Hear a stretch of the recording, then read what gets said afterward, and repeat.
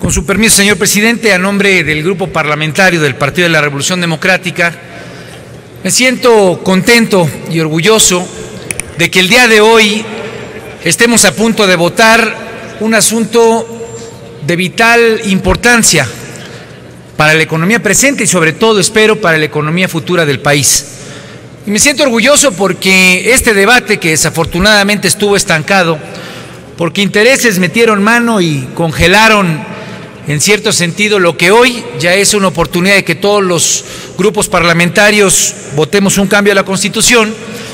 Me siento orgulloso, decía, porque esta fue una propuesta que originalmente surgió de un gobierno de mi partido, del Partido de la Revolución Democrática, con la visión de izquierda que tiene el gobierno de la Ciudad de México. Hace un año, Miguel Ángel Mancera, el 28 de agosto del 2014, presentó una propuesta que se titulaba Política de recuperación de los salarios mínimos en México y en el Distrito Federal.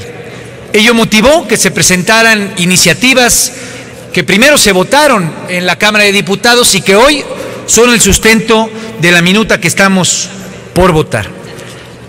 Y me parece que es importante y trascendente saber que esta es una de las primeras discusiones, diría yo, en las cuales estamos entrándole a las causas y no estamos patinando como siempre nos ocurre en los efectos.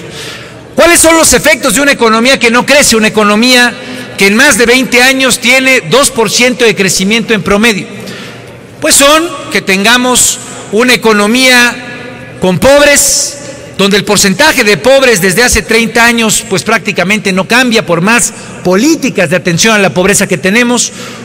Un país donde hace tan solo algunos meses el Coneval nos dio la noticia no solamente de que tenemos el mismo porcentaje que hace 30 años, sino que se incrementan más pobres, especialmente en la parte urbana. 2 millones de nuevos pobres en lo que va de este gobierno en estos 2 últimos años.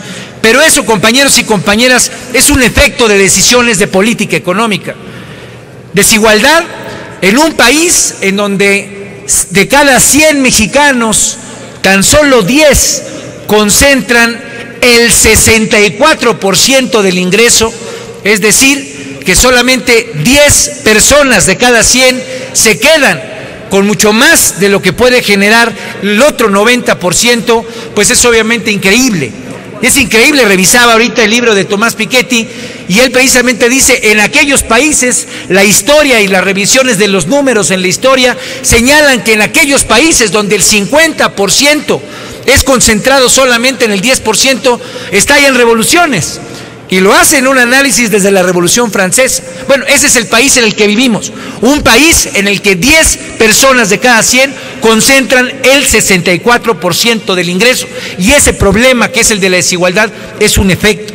Y por último, el de la informalidad, donde tenemos un país donde 2 de cada 3 trabajadores, 2 de cada 3 integrantes de la población económicamente activa están en la informalidad. Y esto significa precariedad, malos ingresos, malos alimentos en las mesas de sus familias, pero también significa escasa o nula productividad para la economía, malos ingresos que significan también una mala impartición de la seguridad social. Ese es el país, compañeros y compañeras, del que llevamos hablando más de 20 años. Desde que el PRI nos heredó la devaluación y que tuvo que enfrentar con Miguel de la Madrid y luego las políticas de estabilización con Carlos Salinas de Gortari, pasando por los gobiernos del Partido Acción Nacional. Ese es el país que tenemos, un país de pobreza, de desigualdad y un país de informalidad. ¿Y por qué me siento orgulloso del debate del día de hoy? Porque es entrarle precisamente a empezar a resolver causas de esos problemas. Porque esto no se originó de manera espontánea. Esto no surgió de la nada. Esto, compañeros y compañeras, que 1 kilo de tortillas sea lo único que se puede comprar hoy con el salario mínimo, en lugar de 4, como ocurría en los 80s, es una decisión de la clase política. Fue resultado de una decisión de los políticos que quisieron enfrentar los malos manejos económicos de los sexenios de Luis Echeverría y de José López Portillo, con la intención de evitar la inflación, pero anclando el salario.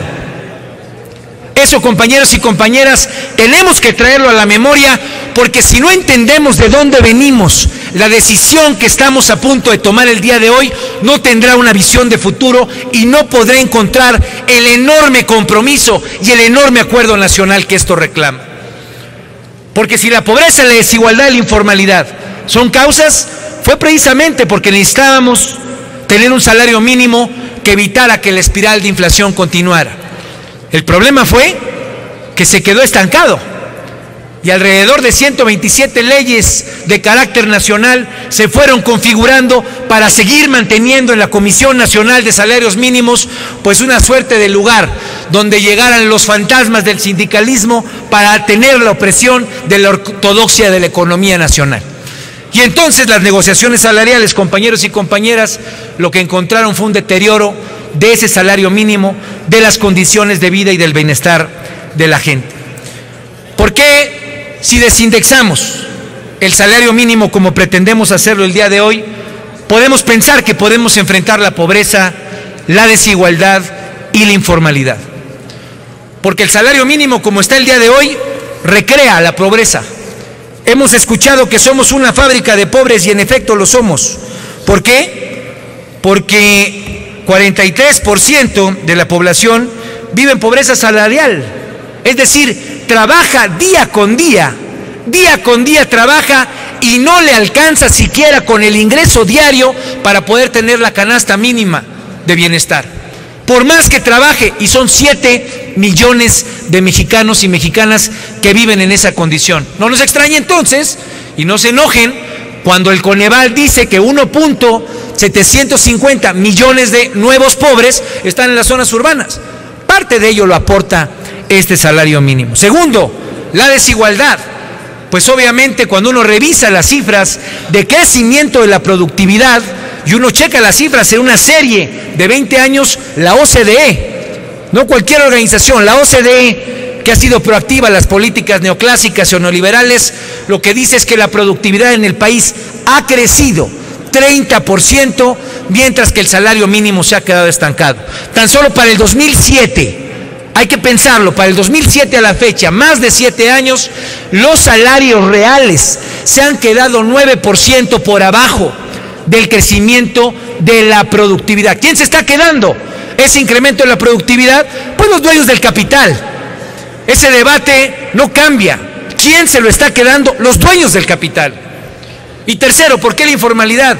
¿A quién le va a interesar meterse al proceso de formalidad si el salario mínimo no rinde y no es suficiente? Entonces, hay causas, hay efectos. Estamos entrándole en esta discusión a un proceso de fondo que es tratar de resolver las causas.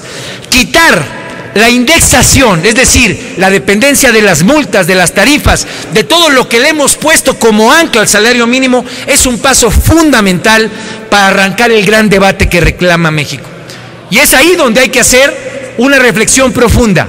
Si queremos que esto solamente sea un motivo de campaña, como fue para algunos partidos políticos que se envolvieron en este planteamiento. Qué bueno que lo hicieron, porque hoy van a votar a favor de esto, qué bueno. Pero lo que queremos es solamente desindexar, o verdaderamente lo que queremos es un nuevo pacto, un nuevo acuerdo de la República para encontrarnos con el crecimiento y con la senda de desarrollo que quiere México. Yo estoy convencido que mi generación es posible y es capaz de entregarle a los que siguen un país que sea la quinta potencia del mundo. Yo estoy convencido de que ese país es posible porque ese es México, porque es un país que tiene población, que tiene trabajo, que tiene capacidad emprendedora y que también tiene empresarios. Pero compañeros, si seguimos pensando el interés solamente de una de las partes, en lugar de entender que este tiene que ser un compromiso de todos, no vamos a llegar a ningún lado. Hoy vamos a cambiar la Constitución y esto corre el riesgo de convertirse en frustración de la gente que, creyendo que va a incrementar su salario y su bienestar, vea que su bolsillo no mejora. Yo los invito, compañeros, a que el voto del día de hoy sea un voto de historia no hacia atrás, sino de historia hacia adelante.